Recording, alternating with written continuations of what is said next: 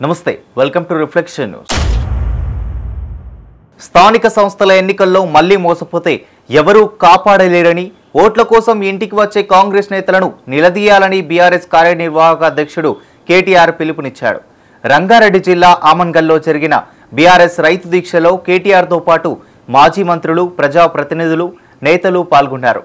ముఖ్యమంత్రి రేవంత్ రెడ్డి సొంత నియోజకవర్గం కొడంగల్ వారికి ఏమీ చేయలేదని, సొంత ఊరు అత్తగారి ఊరు కల్వకుర్తిలో ఏమైనా చేశారా అని అడగటానికి ఇక్కడకు వచ్చినట్లు కేటీఆర్ తెలిపారు.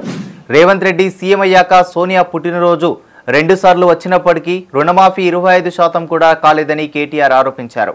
35 సార్లు ఢిల్లీ విమానం ఎక్కారు తప్ప 35 పైసలు కూడా తీసుకురాలేదని ఆయన ఆక్షేపించారు.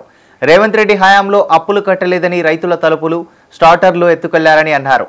రేపో మాపో పుస్తెల తాడు కూడా లాక్కెళ్తారని వ్యాఖ్యానించారు.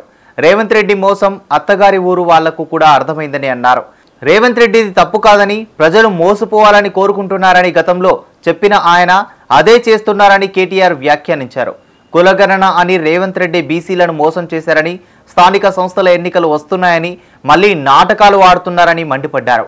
ఫోర్త్ సిటీ, ఫ్యూచర్ సిటీ అని సొంత భూముల విలువ పెంచుకునేందుకు డ్రామాలు చేస్తున్నారని, రేవంత్ రెడ్డికి రియల్ ఎస్టేట్ తప్ప స్టేట్ గురించి తెలియదని కేటీఆర్ విమర్శించారు. 600 కోట్లు ఇవ్వాల్సిన సర్పంచులకు బిల్లులు ఇవ్వడం లేదని, పాడి రైతులకు కూడా బిల్లులు చెల్లించడం లేదని ఆరోపించారు. 35 సార్లు ఢిల్లీకి తిరిగిన రేవంత్ రెడ్డి 35 పైసలు కూడా తేలేదు. రేవంత్ రెడ్డి హయాంలో అప్పులు కట్టలేదని రైతులు తలుపులు, స్టార్టర్లు ఎత్తుకెళ్లారు.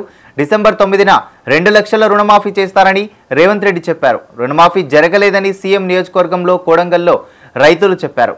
ముఖ్యమంత్రి రేవంత్ రెడ్డికి పాలమూరుపై, ప్రజలపై ప్రేమ లేదని మాజీ మంత్రి సింగిరెడ్డి నిరంజన్ రెడ్డి అన్నారు.